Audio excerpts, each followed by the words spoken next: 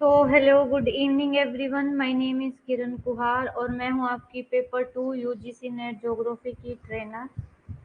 और live class आपकी शुरू हो गई है, तो जिसने भी लाइव क्लास ज्वाइन नहीं की है वो जल्दी से अपनी लाइव क्लास ज्वाइन करो ताकि हम अपना जो सेशन है, जो बैच है वो शुरू करें। और जिसको भी कोई भी डाउट है कल वाले टॉपिक से रिलेटेड, तो वो मेरे को एक बार कमेंट सेशन में बता सकता है कि मैम इस टॉपिक के रिगार्डिंग मेरे को ये प्रॉब्लम है, तो मैं उसका जो डाउट है वो अभी ले लूँगी और अभी आपकी जो इशू है वो सोल्व कर दूँगी। तो जिसने भी कल वाली क्लास नहीं देखी है वो कल वाली क्लास देख लो। कल वाली क्लास में हमने स्लोप के एलिमेंट्स के बारे में पढ़ा था और स्लोप एलिमेंट से रिलेटेड थ्योरी कौन कौन से आपके ज्योग्राफर ने दी थी और कैसे आपके क्वेश्चन आते हैं। ठीक है, तो गुड इवनिंग अजय, कैसे हैं आप? आई होप आप सब अच्छे होंगे और आपकी जो तैयारी है वो काफी अच्छी चल रही होगी।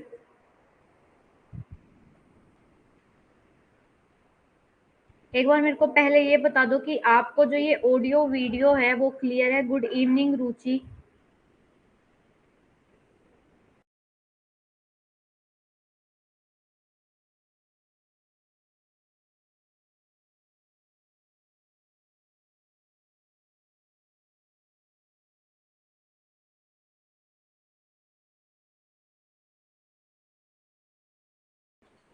काजल क्लियर है? ओके, वॉइस क्लियर है।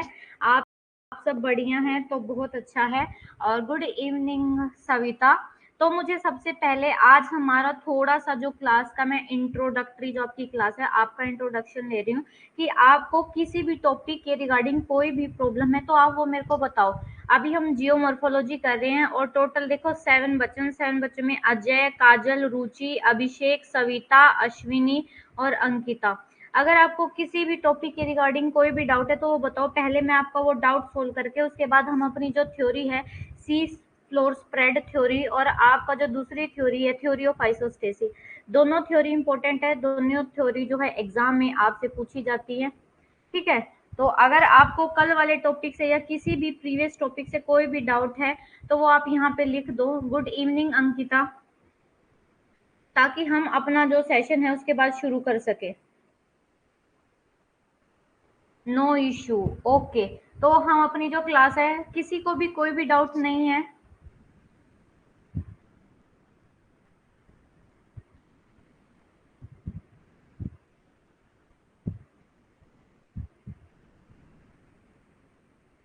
ओके, तो हम जो है क्लास अब शुरू करते हैं अपनी।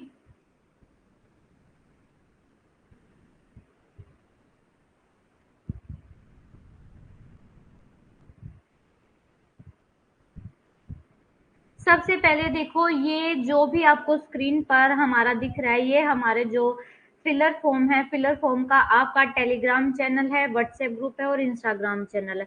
तो जिसने भी अभी तक टेलीग्राम ज्वाइन नहीं किया है, इंस्टा जो है इंस्टाग्राम से नहीं जुड़े हो या व्हाट्सएप ग्रुप से नहीं जुड़े हो, तो वो जल्दी से जुड़ जाओ, क्योंकि यहाँ पे आपको क्लास के बारे में भी अपडेट दिया जाता है और साथ ही साथ आपको जो भी आपका एग्जाम है उससे रिलेटेड आपको न्यूज़ दी जाती है कि कब एडमिट कार्ड रिलीज होंगे, कब आपका एग्जाम डेट आएगी या कब आपके फॉर्म निकलेंगे। तो ये सब आपको इन्फॉर्मेशन दी जाती है, या फिर आपकी कोई और गवर्नमेंट जॉब है उसके बारे में भी आपको जो है सूचित किया जाता है, इन्फॉर्म किया जाता है। तो जिसने भी ज्वाइन नहीं किया है वो ज्वाइन कर लो। और मेरा जो टेलीग्राम ग्रुप का लिंक है वो आपको यूट्यूब पे जो मेरी आप फ्री वीडियो है ना, उसमें बायो में चेक करोगे तो मेरा जो लिंक है वो आपको मिल जाएगा। वहां से आप मेरा जो टेलीग्राम चैनल है वो ज्वाइन कर सकते हो। उसके बाद देखो, ये हमारी फिलर फॉर्म ऐप है। ठीक है, और इस फिलर फॉर्म ऐप को आप कहाँ से डाउनलोड कर सकते हो? प्ले स्टोर से।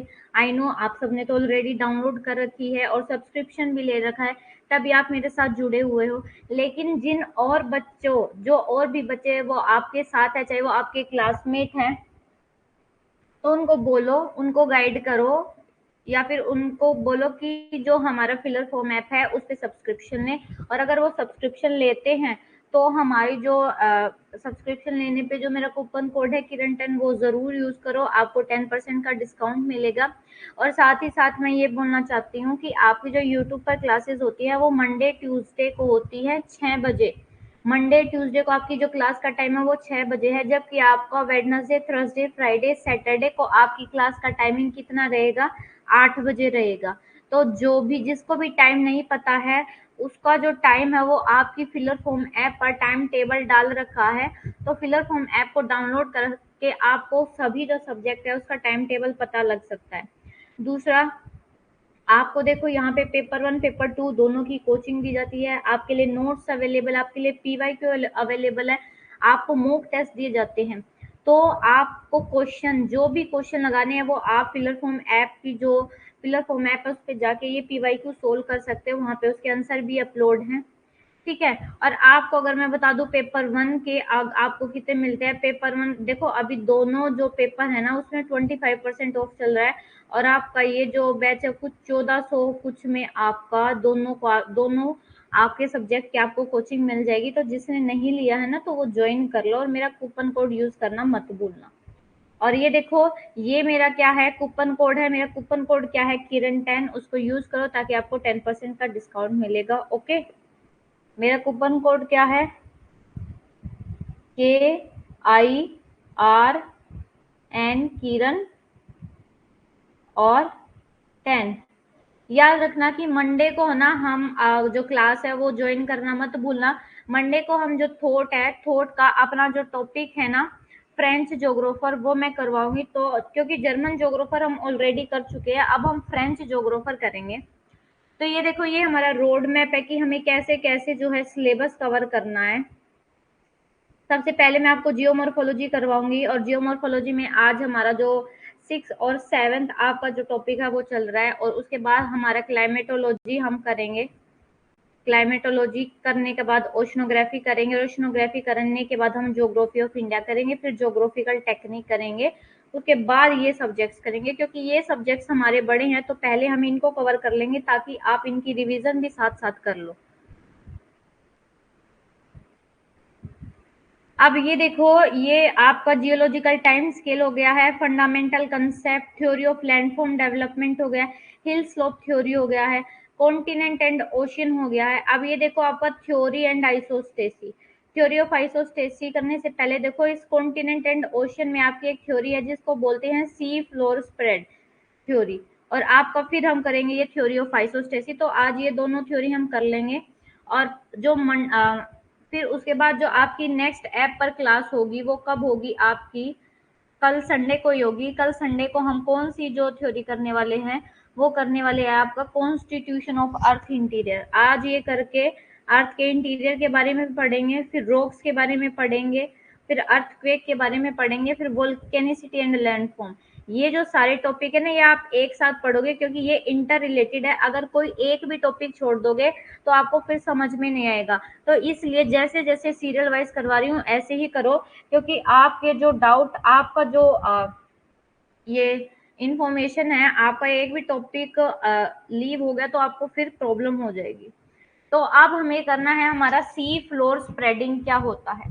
सबसे पहले तो एक बात याद रखना, सी फ्लोर स्प्रेड क्या होता है ये तो अभी हमें पता ही चल जाएगा, लेकिन उससे पहले आप ये याद रखना कि ये जो सी फ्लोर स्प्रेड, हिंदी में देख लो समुद्र तल प्रसार, ये समुद्र तल के फैलाव की अवधारणा को सबसे पहले कब दिया, सबसे पहले दिया वर्ष,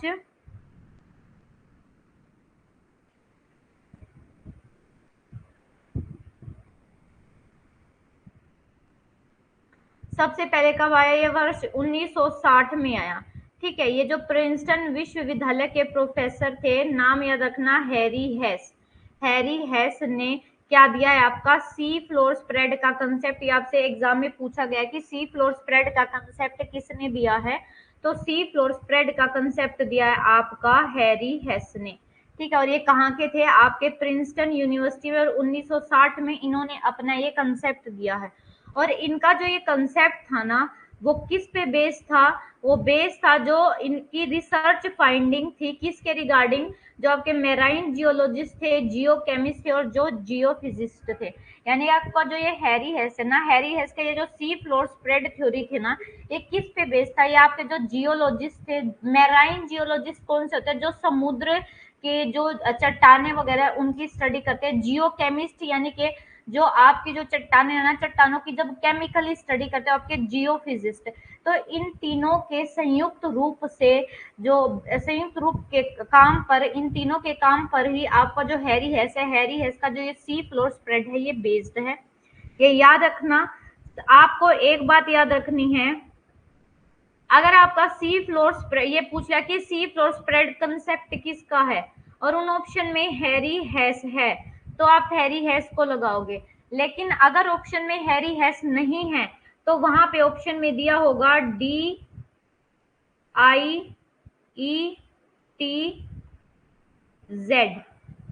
डिट्स। दूसरा, अगर ये बोलोगे कि सी फ्लोर स्प्रेड का कंसेप्ट किसका है, तो हैरी हैस नहीं होगा ऑप्शन में, तो डिट्स होगा। ये दोनों इकट्ठे होंगे। अगर दोनों इकट्ठे होंगे तो हैरी हेस पे लगाना है, डिट्स पे नहीं लगाना, क्योंकि पहले आपके हैरी हेस माने जाते हैं। ठीक है। उसके बाद ये कहते हैं, ये आपका जो इंस्टीट्यूट है, कौन सा, इंस्टीट्यूट ऑफ ओशनोग्राफी, उसने बहुत जो इम्पोर्टेंट इंफॉर्मेशन है किसके रिगार्डिंग, रॉक्स में जो ये मैग्नेटिज्म होता है सी फ्लोर ऑफ पैसिफिक ओशन, किसकी हेल्प से ये रॉक का जो मैग्नेटिज्म है ये किसकी हेल्प से इन्होंने निर्धारित किया, वो किया इन्होंने मैग्नेटोमीटर की हेल्प से। रॉक में जो मैग्नेटिज्म होता है, मैग्नेट होता है, उसको इन्होंने निर्धारित किया। ठीक है, ये 3 पॉइंट है। हिंदी में देख लो कि इनकी अवधारणा कई समुद्री भूवैज्ञानिकों, भू रसायनविदों और भूभौतिकविदों के शोध निष्कर्षों पर आधारित थी। किसकी, आपकी अवधारणा, यानी कि आपका ये जो सी फ्लोर कंसेप्ट है किसका है, सी फ्लोर कंसेप्ट है आपकी हैरी हेस का। इन हैरी हेस की ये जो कंसेप्ट है ना, ये आपके भू रसायनविदों, भूभौतिकविदों और भूवैज्ञानिकों तीनों के काम पर बेस्ड है, उनका कंक्लूजन पर बेस्ड है। और आपका जो ये स्क्रिप्स इंस्टीट्यूट है ओशनोग्राफी का, उन्होंने जो आपकी रॉक्स है, ये रॉक्स है ना, रॉक्स में जो मैग्नेट पाया जाता है उसको निर्धारित किया, उसके बारे में महत्वपूर्ण जानकारी प्राप्त की। किसके हेल्प से, मैग्नेटोमीटर एक यंत्र होता है जिसके हेल्प से जो आपका रॉक है, रॉक की मैग्नेट के बारे में इन्होंने इंफॉर्मेशन गेन करी। ठीक है। उसके बाद ये कहते हैं कि लेटर ऑन ही सर्वे, उसके बाद देखो इन्होंने, देखो ये पढ़ने से पहले मैं आपको एक बात बताना चाहती हूँ कि सी फ्लोर स्प्रेड क्या होता है। ये अभी छोड़ दो, एक जो खाली पेज है उस पे चलते हैं। यहाँ पे आपको बताती हूँ कि आपका सी फ्लोर स्प्रेड होता क्या है। तो जो सी फ्लोर स्प्रेड है, सबसे पहले मैंने आपको बताई थी, जो प्लेट है, प्लेट के 3 टाइप होते हैं। सबसे पहली प्लेट होती है, हमने प्लेट टेक्टोनिक पढ़ लिया ना, तो उसमें मैंने आपको बताए थे प्लेट के 3 टाइप कौन से हैं। जल्दी जल्दी से वे प्लेट के टाइप कमेंट करो। सबसे पहला जो प्लेट का टाइप है वो है आपका डाइवर्जेंट प्लेट, डाइवर्जेंट। अब इस सी फ्लोर में है ना, इस सी फ्लोर स्प्रेड में आपको बस ये डाइवर्जेंट प्लेट, इस डाइवर्जेंट प्लेट को क्या कहते हैं, अपसारी प्लेट। ठीक है। और दूसरा, इसका डाइवर्जेंट प्लेट को आप कहते हो एक्रीटिंग प्लेट। ठीक है। और तीसरा, इस जो आपका डाइवर्जेंट प्लेट है इसका नाम है आपका कंस्ट्रक्टिव प्लेट।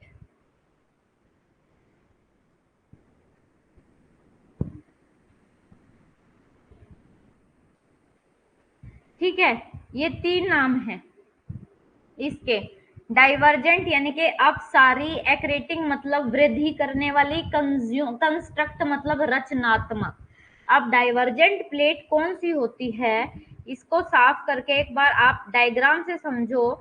डाइवर्जेंट प्लेट होती है जिसमें आपकी 2 प्लेट एक दूसरे से दूर जा रही हैं।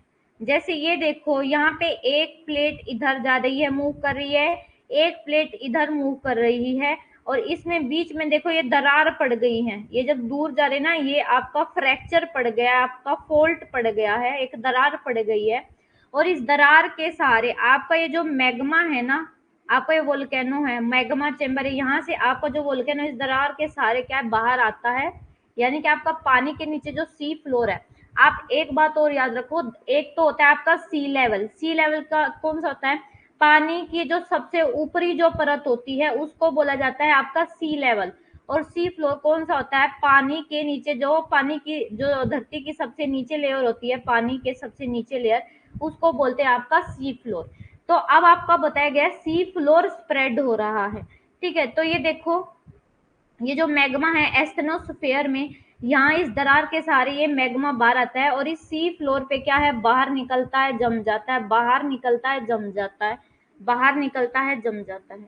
ठीक है, तो देखो इसकी वजह से क्या होगा, पहले देखो यहाँ पे आपका क्या था, ये दरार इतनी थी, फिर इसके बाद ये दरार क्या हो जाएगी, थोड़ी सी, और ये प्लेट और दूर चली जाएंगी, फिर ये प्लेट इतना दूर चली जाएंगी। तो ऐसे ऐसे क्या, ये प्लेट दूर जाती रहेंगी। इससे क्या होगा, आपका ये जो सी फ्लोर है ना, ये क्या हो रहा है, ये सी फ्लोर आपका स्प्रेड होगा, यानी कि जो जगह है ना वो बढ़ रही है। पहले देखो, पहले कितना था, सिर्फ इतने पे आपका ये वोल्केन, ये मैग्मा जम रहा था। फिर उसके बाद देखो ये प्लेट खिसक गई, इनके बीच में गैप बना दिया इस मैग्मा ने, तो देखो और ये इतना स्पेस ले लिया, इतना बढ़ गया। फिर ये देखो ये इतना स्पेस ले लिया, इतना बढ़ गया। ठीक है, तो ऐसे ऐसे बढ़ता जाएगा और इसी को बोला जाता है आपका सी फ्लोर स्प्रेड। ठीक है, सी फ्लोर स्प्रेड किसकी वजह से होता है, याद रखना, आपका जो सी फ्लोर स्प्रेड है वो हमेशा होता है किसकी वजह से, सी फ्लोर स्प्रेड होता है आपका हमेशा जो डाइवर्जेंट प्लेट होती हैं, यानी कि जो प्लेट एक दूसरे से दूर जाती है उसकी वजह से आपका सी फ्लोर स्प्रेड होता है। आ गया ये कंसेप्ट समझ में सबको कि सी फ्लोर स्प्रेड क्या होता है। अगर किसी को कोई भी डाउट है सी फ्लोर स्प्रेड से या कंस्ट्रक्टिव या आपकी इन प्लेट से, तो एक बार पूछ लो। वेरी गुड, सबने लिखा है।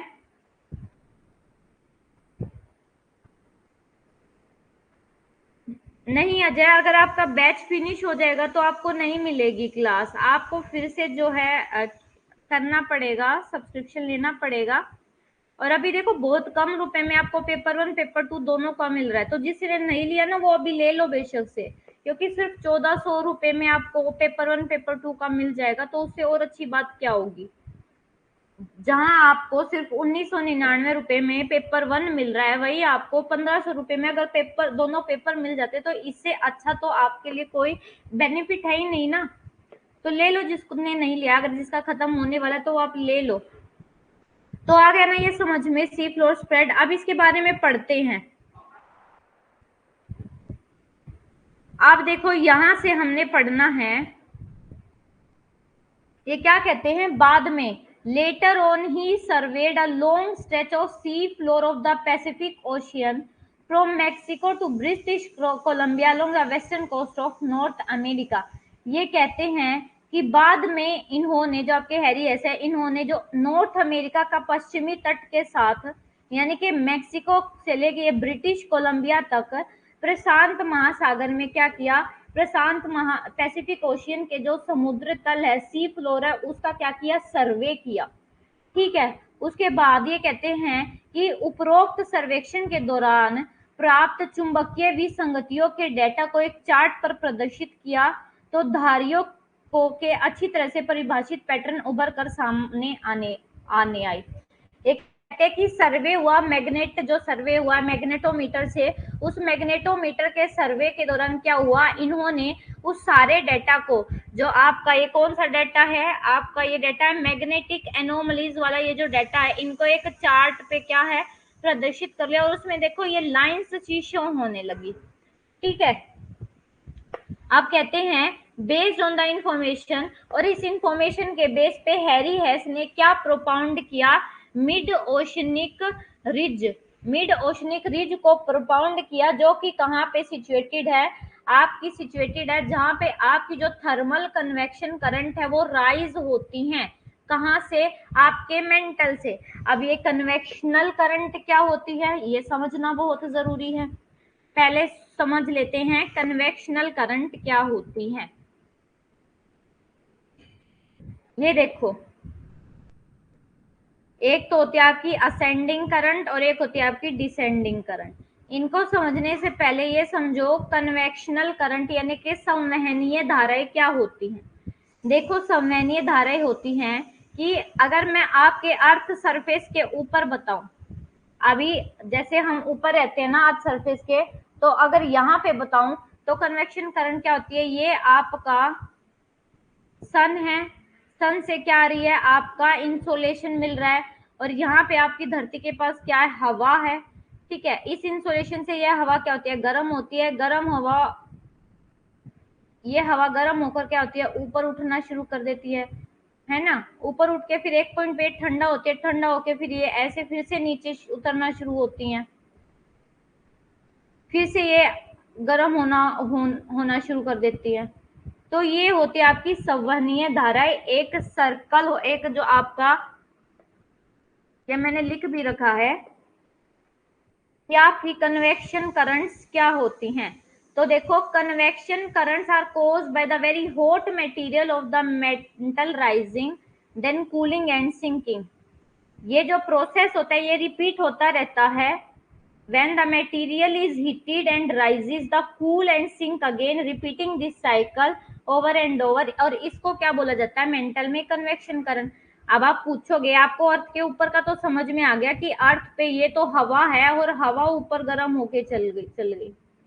ठीक है, अब अर्थ के नीचे की बात करो तो क्या कोई मेरे को बता सकता है कि जो आपका अर्थ है, अर्थ के नीचे भी आपका जो वाटर वेपर है वो क्या प्रेजेंट होते हैं?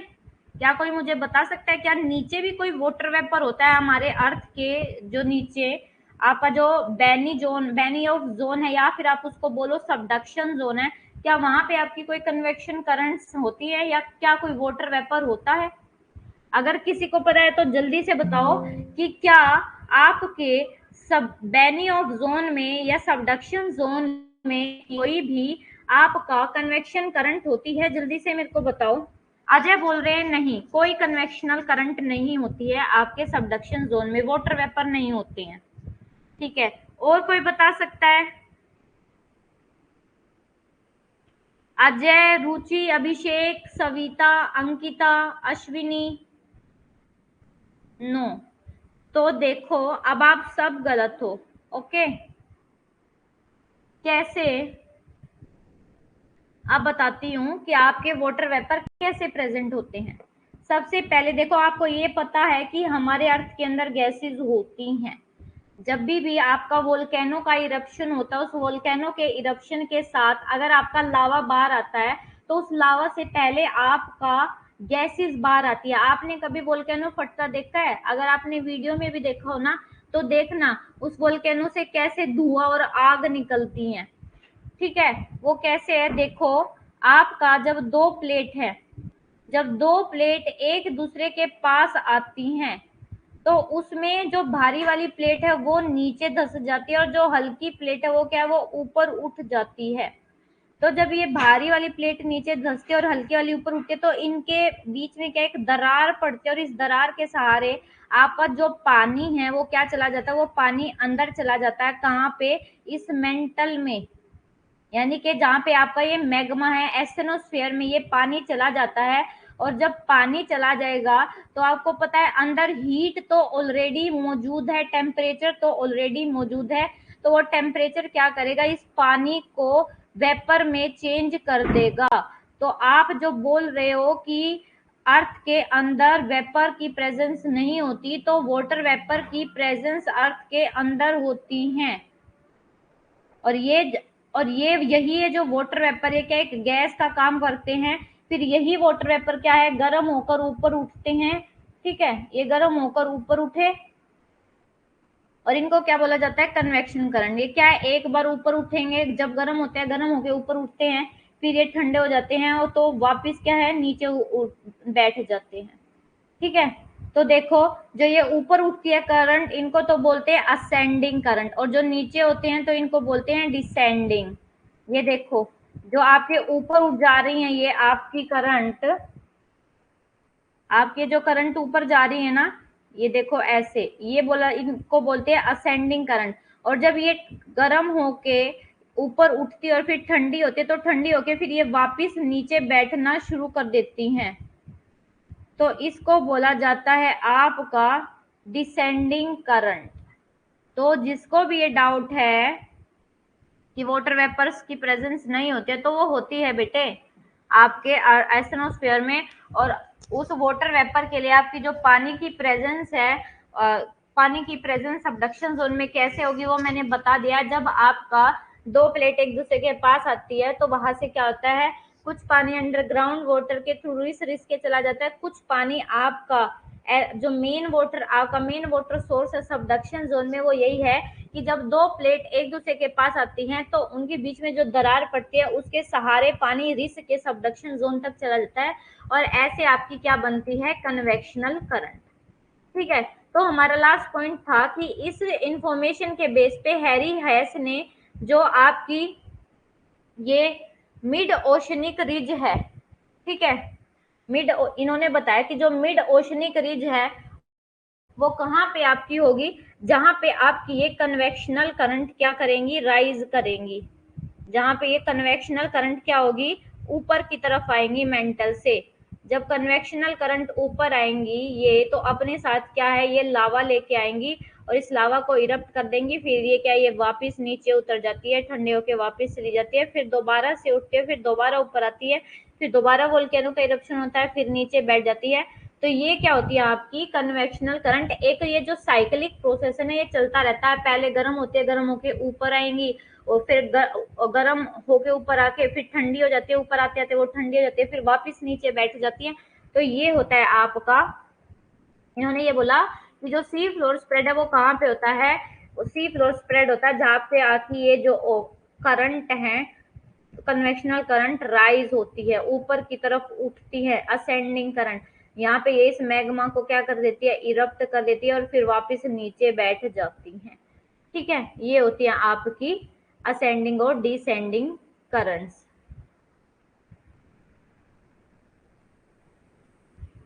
अब ये देखो, ये डायग्राम क्या है, ये आपका मिड ओशनिक रिज बता रखे, ये याद रखना, जहां आपका जो डाइवर्जेंट प्लेट बाउंड्री होगी ना, डाइवर्जेंट प्लेट यानी कि जब दो प्लेट एक दूसरे से दूर जाएंगी तो वहां पे क्या होगा, आपका सी फ्लोर स्प्रेड होगा, यानी कि एक दरार पड़ जाएगी। ठीक है, इस दरार से क्या है, आपका वोल्केनो बाहर आएगा, और इसे देखो एक ये कटक जैसा आपका एक ये जो आपका वोल्केनो है, वोल्केनो बाहर, वोल्केनो का जो मैग्मा वो बाहर इस दरार के सहारे बाहर आके क्या करता है, डिपॉजिट होता है, फिर ठंडा होता है, ठंडा होके क्या हो जाता है, सॉलिड हो जाता है, जम जाता है और एक कटक जैसी शेप ले लेता है, और इस कटक को ही क्या बोला गया है, मिड ओशनिक रिज। तो मिड ओशियन यानी कि आपका जो ओशियन रिज है वो कहाँ बनती है, जहां पे आपका सी फ्लोर स्प्रेड होता है। सी फ्लोर स्प्रेड कहाँ पे होगा, जहां पे आपकी डाइवर्जेंट प्लेट होंगी, और ये जो रिज है ये कहाँ पे बनती है, अपनी आपके पानी के नीचे, जहाँ पे आपका सी फ्लोर स्प्रेड हो रहा है।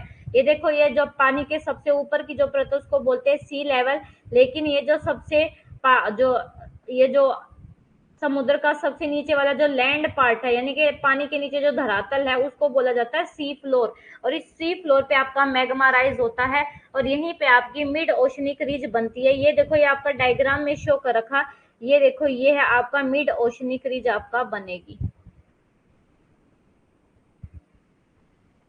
ठीक है, तो ये कन्वेक्शनल करंट मैंने आपको समझा दी क्या होती है। तो अब ये कहते हैं कि the post drift studies provided considerable information that was not available at that time. ये कहते हैं कि जो आपका ड्रिफ्ट, आपकी कॉन्टिनेंटल ड्रिफ्ट थ्योरी थी ना, तो ड्रिफ्ट के अध्ययनों ने काफी जानकारी प्रदान की हमें, जो उस समय उपलब्ध नहीं थी। जब वैगनर ने आपका ये जो कॉन्टिनेंटल आपका ड्रिफ्ट थ्योरी दी, तो उस समय आपके वैगनर ने बहुत सारी आपको क्या है, जानकारी प्रोवाइड की, जो कि उस टाइम तक उपलब्ध नहीं थी। विशेष रूप से समुद्र तल के जो आपका सी लेवल है ना, सी फ्लोर है, उसके इन्होंने मैप्स दिए, और जो समुद्री क्षेत्र है उसकी चट्टानों के भी क्या है, उसकी चट्टानों के इन्होंने क्या दिए, पूरा चुंबकीय जो पैलियोमैग्नेटिज्म जो स्टडी है उन्होंने ये की। और इस पैलियोमैग्नेटिज्म स्टडी से बहुत चीजें सामने आई। सबसे पहले जो बात सामने आई वो आई कि ये आपके लिए इम्पोर्टेंट है कि यह महसूस किया गया कि मध्य महासागरीय तटों पर ज्वालामुखी विस्फोट आम बात है, और वे इस क्षेत्र में सतह पर भारी मात्रा में लावा लाते हैं। अब ये मध्य सागरीय कटक तो मैंने आपको बता दी, ये देखो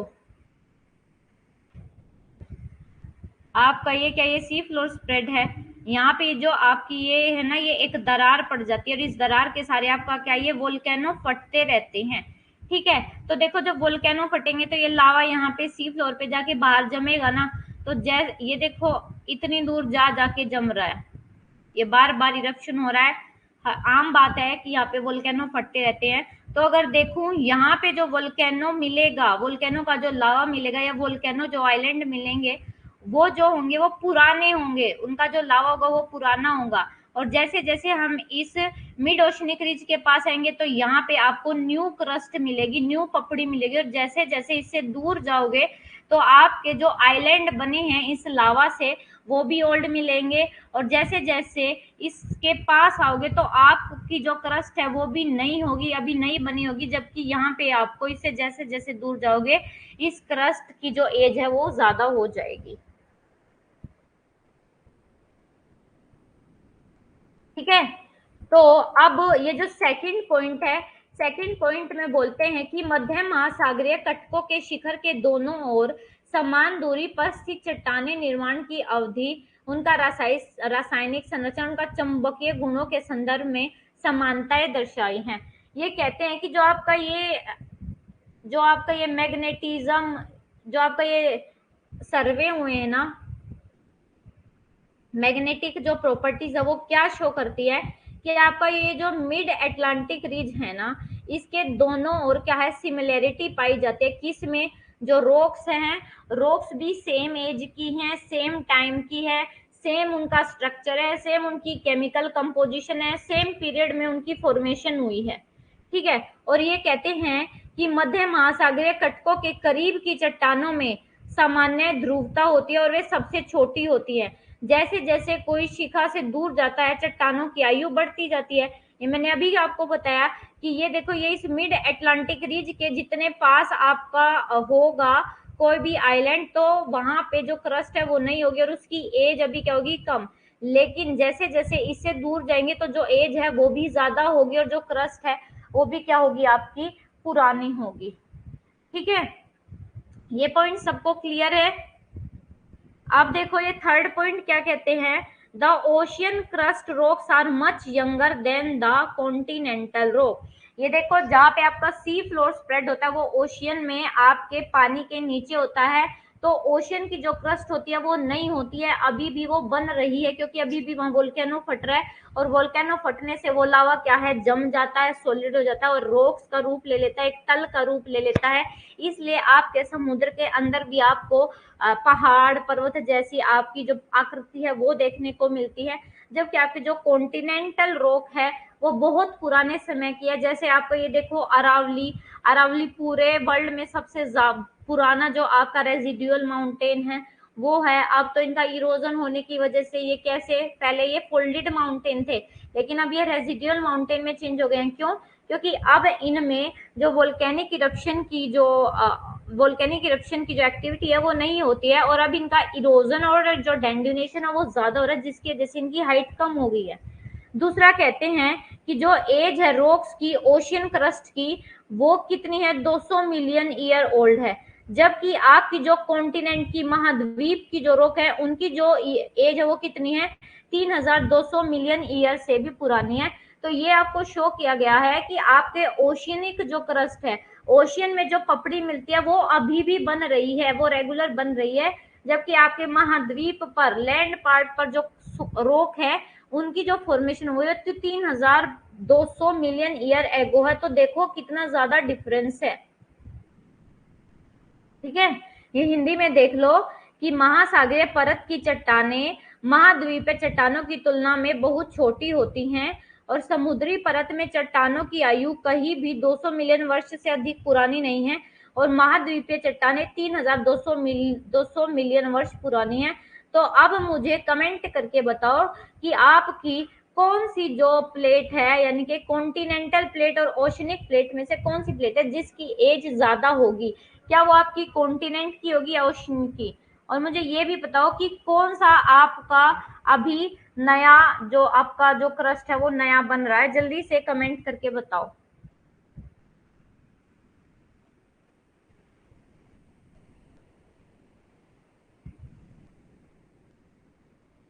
हाँ जी, ये करंट जो है ओशन के अंदर होता है आपका कन्वेक्शन करंट। सविता, जो कन्वेक्शन करंट होती है ना, वो आपके ओशन के अंदर भी चलती है और आपके बाहर जो लैंड सरफेस है उस पर भी चलती है। लैंड सरफेस पे जो कन्वेक्शनल करंट चलती है ना, वो मैं आपको क्लाइमेटोलॉजी में बताऊंगी। अभी जो मैंने आपको वोल्केनो का कंसेप्ट बताया वहां पे इसको याद रखो।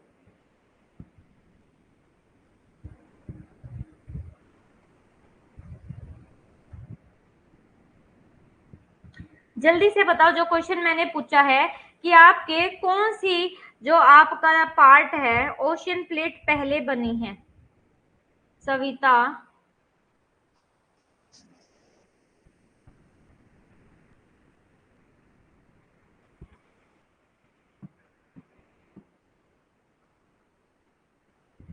अजय, ओशियन की एज ज्यादा है।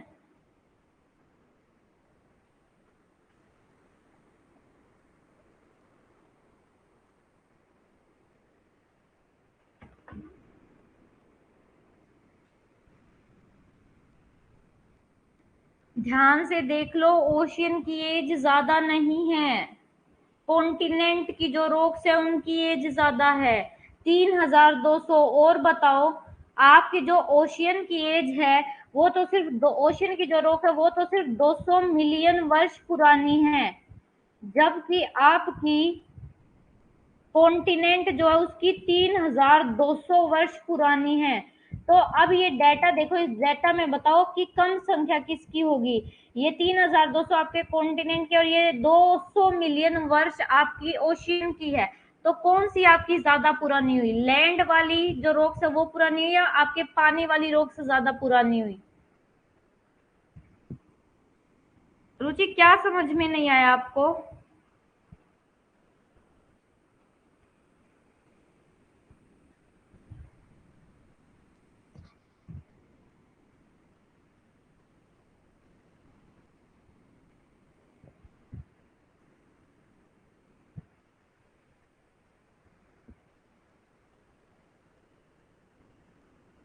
जल्दी से बताओ मेरे को।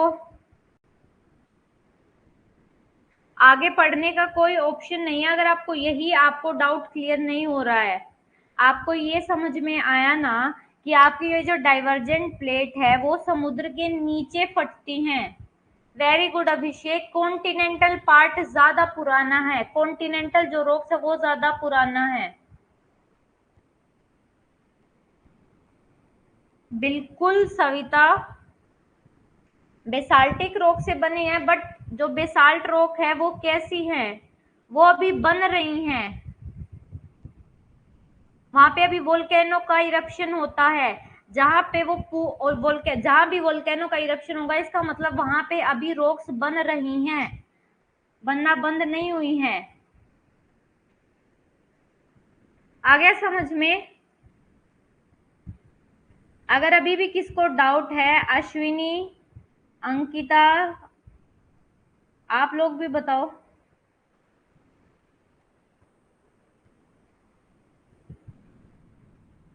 ओके, तो अब शुरू करते हैं।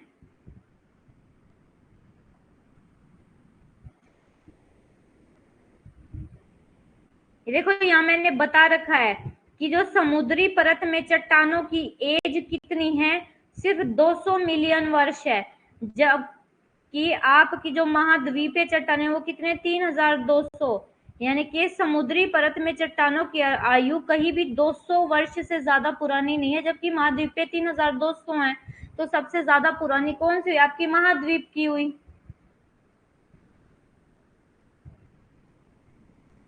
आप देखो, ये कहते हैं कि जो आपका समुद्र तल होता है, समुद्र तल पर ये जो तलछट होता है ना, ये अप्रत्याशित रूप से बहुत पतली है। ठीक है, और ये वैज्ञानिक उम्मीद कर रहे थे कि यदि समुद्र का तल महाद्वीप जितना पुराना होता तो बहुत लंबी अवधि के लिए तलछट का एक अनुक्रम होता। हालांकि कहीं भी तलछट स्तंभ 200 मिलियन वर्ष से अधिक पुराना नहीं पाया गया है। अब वही सेम बात बोली गई है कि आपका जो ये ओशियन फ्लोर है ना, समुद्र का जो तल है, वहां पे जो डिपॉजिट है ना उसकी एक पतली सी परत मिली है। ये कहते हैं कि आपका अगर यहाँ पे बहुत लंबी अवधि से डिपोजिशन होता ना, तो ये इतनी पतली लेयर नहीं मिलती। जैसे महाद्वीप पे ये मोटी परत मिलती है ना, जैसे महाद्वीप पे तो ये इतनी मोटी परत मिल रही है, लेकिन आपके समुद्र पे सिर्फ ये इतनी परत मिल रही है। तो इससे ये क्लियर हो रहा है कि ये जो पतली परत है ये अभी जमना शुरू हो रही है, जबकि ये कई सालों से जम रही है, इसलिए इसकी मोटाई ज्यादा है महाद्वीप की, और महासागर पे जो आपकी मोटाई मिलती है वो कम मिलती है। अब ये कहते हैं कि आपका जो ट्रेंच होती है, खाइया होती है, उनमें अर्थक्वेक आते हैं। ठीक है, ये देखो कि जो गहरी खाइयों में भूकंप की घटनाएं काफी गहराई में होती हैं, जबकि आपकी जो मध्य महासागरीय कटक है वहां पे जो भूकंप है वो कैसे होते हैं, शैलो, यानी कि ज्यादा गहराई से नहीं आते।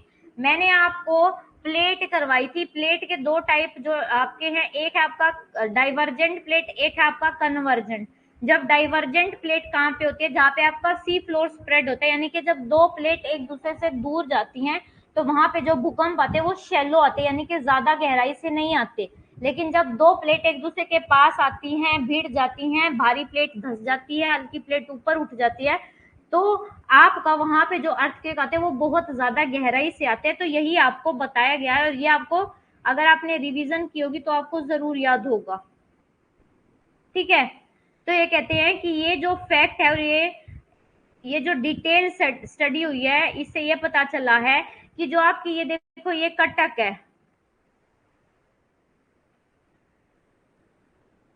ये जो कटक है आपका महाद्वीपीय कटक, इस कटक के दोनों ओर जो आपकी ये चुंबकीय विशेषता, ये क्या है, इनके विश्लेषण के बेस पे, यानी कि इसकी स्टडी के बेस पे, जो आपके जो हैरी हैस है ना, हैरी हैस ने आपको ये समुद्र तल के फैलाव यानी कि सी फ्लोर स्प्रेडिंग दिया है। और हैस ने ये भी तर्क दिया कि समुद्री पर्वतमालाओं के शिखर पर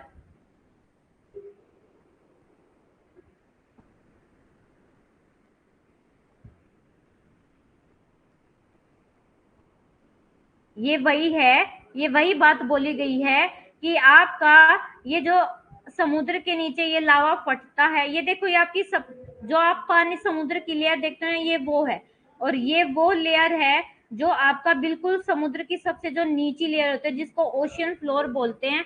यहाँ पे आपका ये वोल्केनो फटा एक दरार के सहारे, आपका क्या है,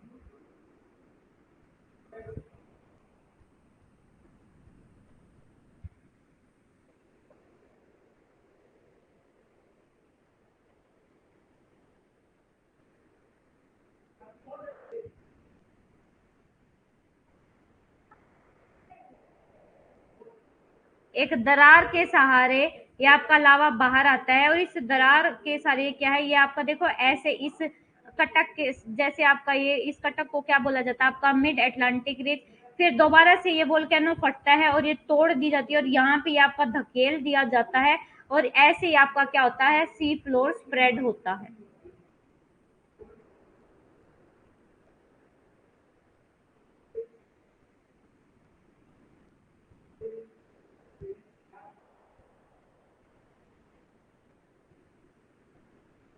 देखो ये क्या कहते हैं कि समुद्री पपड़ी की कम उम्र, यानी कि आपको ये जो ओशियन फ्लोर है ना, इसकी जो एज है वो कम है। और साथ ही साथ ये भी बताया गया है कि महासागर के फैलने से दूसरे का सिकुड़ना नहीं होता।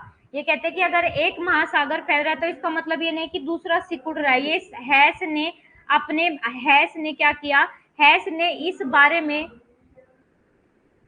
समुद्री पपड़ी के उपभोग के बारे में क्या है सोचने पर मजबूर कर दिया।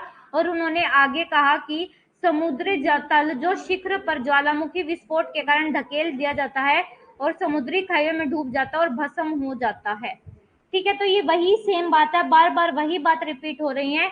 ये अब आपको क्या है पढ़ना है, और जिसको नहीं समझ में आए वो मेरे को बता देना। ये क्या कहता है कि ये आपका ये देखो एक बार इस दरार के सारे लावा आ गया, ये लावा यहाँ पे जम गया, ठीक है, ये कटक बन गई। अगली बार फिर से ये ज्वालामुखी फटेगा, ये इसको तोड़ देगा और यहाँ पे क्या है साइड में फैला देगा, और इस फैलने की वजह से आपका क्या है सी फ्लोर का स्प्रेड होता है, यानी कि समुद्र के तल का क्या है प्रसार होता है। यानी कि इसके बीच में जो गैप है ना ये बढ़ता जाता है, बढ़ता जाता है, और इसको बोला जाता है आपका सी फ्लोर स्प्रेड। ये देखो, ये यहाँ पे मैंने लिख भी रखा है, ये आपका लगा रखा है हैश या फिर डिट्स का कंसेप्ट आपका सी फ्लोर स्प्रेड का 1962। ये देखो यहाँ से इस दरार के सारे क्या आता है आपका, ये मैग्मा राइज आ रहा है, राइज हो रहा है, और ये क्या बन रही है, ये देखो ये दो प्लेट एक दूसरे से दूर जा रही है ना, यहाँ पे देख रहे हो ये दो प्लेट एक दूसरे से दूर जा रही है, इस दरार के सारे आपका मैग्मा ऊपर आ रहा है, और आपका ये क्या है, ये दरार धीरे धीरे बढ़ जाती है, और आपका ये जो समुद्र का तल है आपका बढ़ रहा है, इसी को कहते हैं आपका सी फ्लोर स्प्रेड। ये देखो यहाँ पे तो एक दो दो चीजें शो कर रखी है, दो प्लेट एक दूसरे से दूर जा रही हैं, और यहाँ पे देखो दो प्लेट एक दूसरे के पास आ रही है। तो जहाँ पे जब दो प्लेट एक दूसरे के पास आती है, वहां पे आपका ये जो सी फ्लोर है ना वो कम हो जाता है। यहाँ पे तो ये इसका जो स्पेस है वो कम हो रहा है, और जहाँ पे डाइवर्जेंट प्लेट है इसका स्पेस यहाँ पे ज्यादा होता है। तो अब मुझे बता दो कि ये जो सी फ्लोर स्प्रेड थ्योरी है ये यहाँ पे कंप्लीट हो गई है। अब आपकी जो ये थ्योरी ऑफ आइसोस्टेसिस है ये छोटी सी थ्योरी है, यहाँ तक अगर किसी को कोई डाउट है तो वो बता दो। बच्चे यहाँ तक अगर किसी को कोई डाउट है तो वो बता दो। अजय, अभिषेक, सविता, अंकिता, कोई भी डाउट है क्लास के रिगार्डिंग अब मुझे बता दो, नहीं तो फिर हम अपनी जो ये आइसोस्टेसिस थ्योरी है ये शुरू करते हैं, 10 मिनट में ही हो जाएगी। क्लियर है ना? बहुत इजी थ्योरी है, इसका नाम याद कर लेना दोनों का, और कंसेप्ट बहुत इजी, अब इसको पढ़ोगे ना तो आपको समझ में आ जाएगा। अब देखो ये आइसोस्टेसिस थ्योरी, आइसोस्टेसी का मतलब क्या होता है? आइसोस्टेसी देखो, आपके जो अर्थ सरफेस है, जैसे आपके कहीं पे माउंटेन है, कहीं पे आपके प्लेटू है, कहीं पे आपके प्लेन है, कहीं पे आपका क्या है डीप ओशन है, कहीं पे सी है, कहीं पे आपके रिफ्ट वैली है। तो ये कहते हैं आइसोस्टेसिस थ्योरी में कि कैसे आपके कहीं पे ये पर्वत खड़े हैं, कैसे पठार हैं, ये कैसे अर्थ पे क्या है एक स्टेबिलिटी बने हुए हैं, कैसे ये बैलेंस करके खड़े हुए हैं। ठीक है, इस प्रिंसिपल को क्या बोला गया आपका? आइसोस्टेसी। आइसोस्टेसी का मतलब होता है बैलेंस बिटवीन, किसके बीच में? आपका अर्थ की जो ये लेयर है ये आपकी क्या है, देखो ये देखो, आइसोस्टेसी का सिंपली मतलब है mechanical stability between the up standing part and low lying basin on a rotating earth. यानी कि आप ये आपकी अर्थ की क्रस्ट है, इस क्रस्ट के नीचे वाले पार्ट और इस क्रस्ट के ऊपर ये माउंटेन है, आपका कहीं आपका प्लेटू है, कहीं पर हिल्स हैं, कहीं पर प्लेन है, कहीं पे ओशियन है। तो इस ऊपर वाले पार्ट के बीच में और ये अर्थ के नीचे यानी कि अंडरग्राउंड पार्ट के बीच में, यानी कि धरती के नीचे जो ये पार्ट है इसके बीच में जो स्टेबिलिटी है उसको बोला जाता है आइसोस्टेसी। ये हिंदी में भी देख लो, आइसोस्टेसी का सीधा सा अर्थ है घूमती हुई पृथ्वी पर ऊपर खड़े भागों और निचले बैठे भागों के बीच एक ये जो यांत्रिक बैलेंस होता है, एक स्टेबिलिटी होती है, उसको बोला जाता है आइसोस्टेसी। अब आइसोस्टेसी में सिर्फ आपको दो चीजें याद रखनी है। ये देखो जो आपका ये याद रख लेना, ये आइसोस्टेसियस वर्ड ये कहाँ से लिया गया है? आपका जर्मन वर्ड है जिसका मतलब होता है इक्विपोज यानी कि इक्वल बैलेंस, और ये आपके जो जियोलॉजिस्ट डटन है उन्होंने 1889 में दिया था, और ये आपको मैंने बता दिया है। ये जो JSTS है उन्होंने बताया है जहां पे इक्विलिब्रियम, इक्विलिब्रियम कौन सी पोजीशन होती है? इक्वल वाली पोजीशन, यानी कि ऊपर वालों के बीच में और नीचे वालों के बीच में जो ये इक्वेलिटी होती है, इक्विलिब्रियम सिचुएशन होती है, उसको बोला जाता है आपका इक्विलिब्रियम सिचुएशन। ठीक है, ये कुछ भी नहीं है इसमें। ये देखो, ये आपके अर्थ के ऊपर माउंटेन खड़ा है और ये नीचे देखो, ये नीचे जो खाई है ट्रेंच, आपको पता है ना आपके ओशन के कितने गहरे पार्ट में आपकी मैरियाना ट्रेंच कितनी गहरी है। तो ये जो स्टेबिलिटी होती है ऊपर खड़े भागों और नीचे वाले भागों में, इसको बोला जाता है आपका आइसोस्टेसिस, यानी कि ये जो बैलेंस है। अब आपको सिर्फ दो ही चीज याद रखनी है, एक तो ये याद रखना है कि आपका प्राट का व्यू और एरी का व्यू। सबसे पहले आप ये जो कंसेप्ट है एरी का, जो एरी का याद रखना, एरी का ये लॉ ऑफ फ्लोटेशन है। लॉ ऑफ फ्लोटेशन में इन्होंने क्या बताया? इसमें इन्होंने बताया कि जो डेंसिटी है,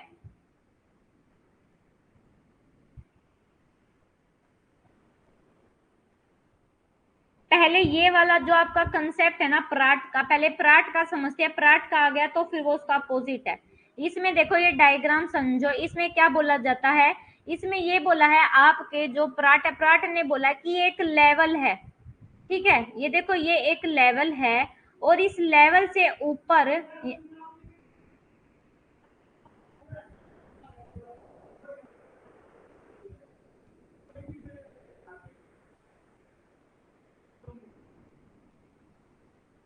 इनकी जो डेंसिटी है ना, इन्होंने ये बोला कि डेंसिटी सेम है, यानी कि गहराई सबकी सेम है। इस लेवल के ऊपर जो गहराई है वो क्या है, यूनिफॉर्म डेप्थ, गहराई सबकी सेम है, लेकिन जो डेंसिटी है वो सबकी क्या है, अलग। अब ये डेंसिटी अलग कैसे होगी, देखो जितना बड़ा हाइट होगी ना उसकी डेंसिटी उतनी क्या होगी, कम, और जैसे हाइट कम होती जाएगी उसकी डेंसिटी उतनी बढ़ती जाएगी। मान लो ये आपके माउंटेन है, माउंटेन की डेंसिटी सबसे कम, फिर माउंटेन से ज्यादा डेंसिटी होगी प्लेटू की, प्लेटू से ज्यादा डेंसिटी होगी आपकी प्लेन की, प्लेन से ज्यादा डेंसिटी होगी आपके इस ओशनिक पार्ट की, ठीक है। तो इसको बोला जाता है आपका क्या, ये बोला जाता है आपका किसका कंसेप्ट है, ये प्राट का कंसेप्ट है। ये लाइन याद रखना कि जो गहराई है, गहराई सबकी सेम है, लेकिन जो ऊंचाई, जो डेंसिटी है, डेंसिटी में सबके क्या है, डिफरेंस है हाइट के, जिसकी ज्यादा हाइट उसकी डेंसिटी क्या है, कम है। ये देखो बिगर द कॉलम, जितना बड़ा कॉलम होगा उसकी डेंसिटी उतनी कम होगी, और जितना छोटा कॉलम होगा उसकी डेंसिटी उतनी क्या होगी, स्मॉल होगी, ओके। और इसमें ये बोलते हैं कि जो सबकी जो गहराई है वो अलग होगी, ये कहते हैं, ये लॉ ऑफ फ्लोटेशन दिया है, किसने दिया है, लॉ ऑफ फ्लोटेशन आपका दिया है जॉर्ज एरी ने। और आपका ये जो कंपनसेशन लेवल है, ये जो देखो ये जो लाइन का, ये जो लाइन है, ये लाइन को जो प्राट ने बोला था वो बोला था कंपनसेशन लेवल, ठीक है। तो आपसे पूछा जा सकता है कि कंपनसेशन लेवल किसने दिया, तो आपके प्राट ने दिया है, और आपके जॉर्ज एरी ने दिया है लॉ ऑफ फ्लोटेशन। ये आप, ये कंसेप्ट एरी का आपके प्राट से अपोजिट है। उन्होंने, इन्होंने क्या बोला कि सबकी जो आपकी जो डेंसिटी है वो क्या है, सेम है, लेकिन जो गहराई है सबकी क्या है, अलग है। ये कहते हैं कि जो चीज आपके अर्थ के ऊपर जितनी ज्यादा लंबी होगी वो गहराई में भी वो उतनी ज्यादा लंबी होगी। ये देखो ये माउंटेन आपके पर्वत के अपने पृथ्वी पे सबसे बड़ी हाइट में होते हैं, तो धरातल के नीचे भी इनकी हाइट 9 गुना होगी। और फिर आपकी प्लेटू की माउंटेन से कम, प्लेन की प्लेटू से कम, और आपके ओशियन की सबसे कम होगी। इसको बोला जाता है लॉ ऑफ फ्लोटेशन।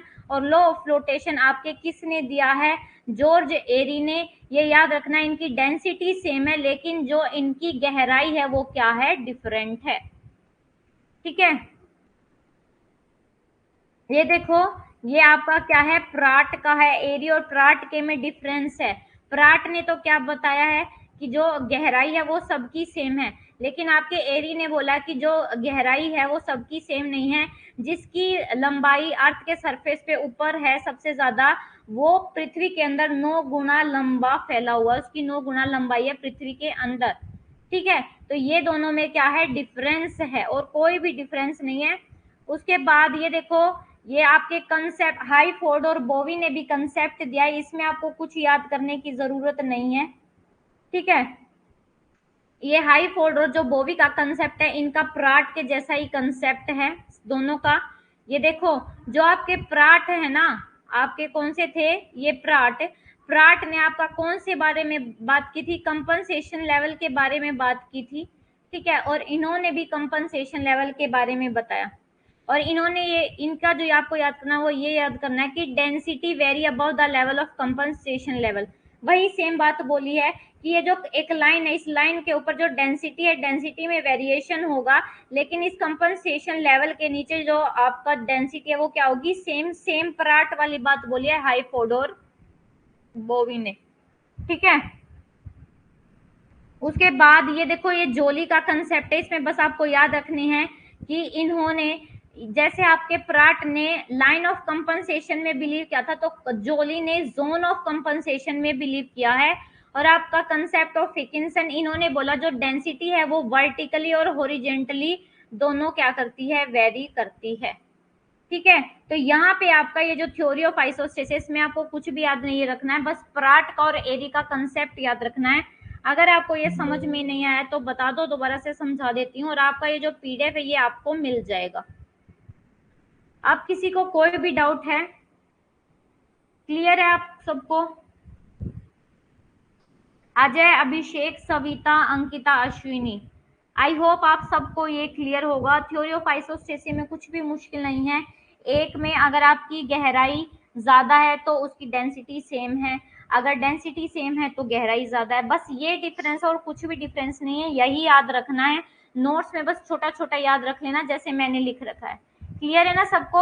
अब आपका ये जो नोट्स है आपको मैं ऑनलाइन पीडीएफ आपको मिल जाएगा 10 बजे, 10:30 बजे के आसपास, 11 बजे के आसपास मैं ये पीडीएफ अपलोड कर दूंगी। ओके। और अगर कोई भी डाउट है सी फ्लोर स्प्रेडिंग थ्योरी से रिलेटेड या आपका आइसोस्टेसिस से रिलेटेड तो आप मेरे को बता दो। 2-3 मिनट है, मैं आपके यहाँ पे डाउट सेशन जो है वो 2-3 मिनट आपका ले रही हूँ, बता दो मेरे को।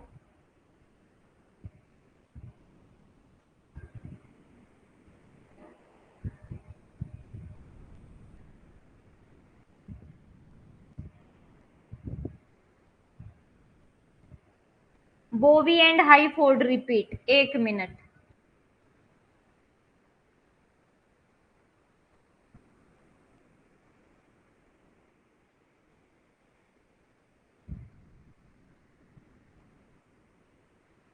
ये जो बोवी और हाईफोर्ड है ना, ये बोवी और हाईफोर्ड का कंसेप्ट भी सेम क्या है, आपका ये जो प्राट का कंसेप्ट है, इन्होंने क्या बोला है, इन्होंने भी वही बात बोली जो प्राट ने, कि एक लेवल है जिसको बोला जाता है, यानी कि ये एक लाइन है, इस लाइन के बाद जितने भी आपके लैंड फॉर्म होंगे ना, उन सब की जो गहराई है वो क्या होगी, उन सब की जो डेंसिटी है वो सेम होगी। लेकिन इस लाइन के ऊपर सबकी जो डेंसिटी है उसमें क्या होगा, वेरिएशन होगा। और ये कहते हैं कि जो आपका अर्थ के ऊपर जिसकी लंबाई सबसे ज्यादा होती है उसकी डेंसिटी सबसे कम होती है। जैसे माउंटेन की जो ऊंचाई है वो सबसे ज्यादा होती है तो उसकी जो डेंसिटी है वो सबसे कम होगी। फिर आपका जो प्लेटू है, प्लेटू की माउंटेन से ज्यादा होगी। उसके बाद जो प्लेटू है, प्लेटू से ज्यादा किसकी होगी, आपके प्लेन की, प्लेन से ज्यादा होगी आपकी किसकी, ओशियन सरफेस या ओशियन फ्लोर की। तो ये बोला है आपके हाईफोर्ड और बोवी ने, इन्होंने बोला है कि जो डेंसिटी है वो वेरी करती है इस कंपनसेशन लेवल से ऊपर। ये जो लाइन है ना, इस लाइन से ऊपर डेंसिटी में डिफरेंस है, लेकिन इस लाइन के नीचे डेंसिटी में क्या है, डिफरेंस नहीं है। ये बोला है आपके हाईफोर्ड और बोवी ने।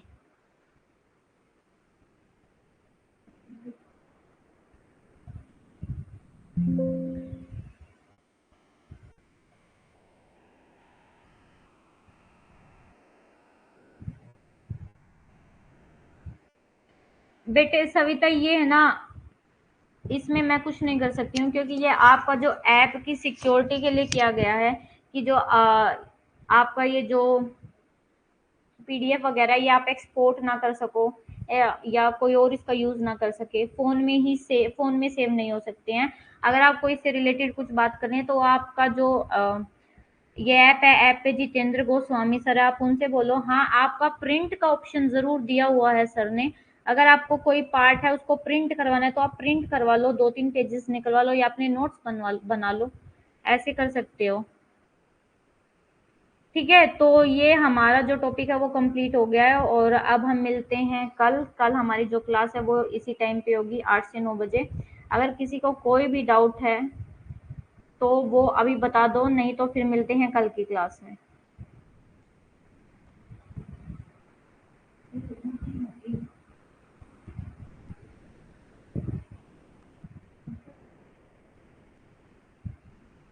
ठीक है, तो सबको क्लियर है ना?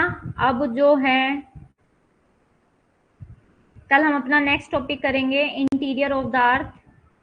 Okay, no doubt, thank you everyone. Okay, मिलते हैं कल।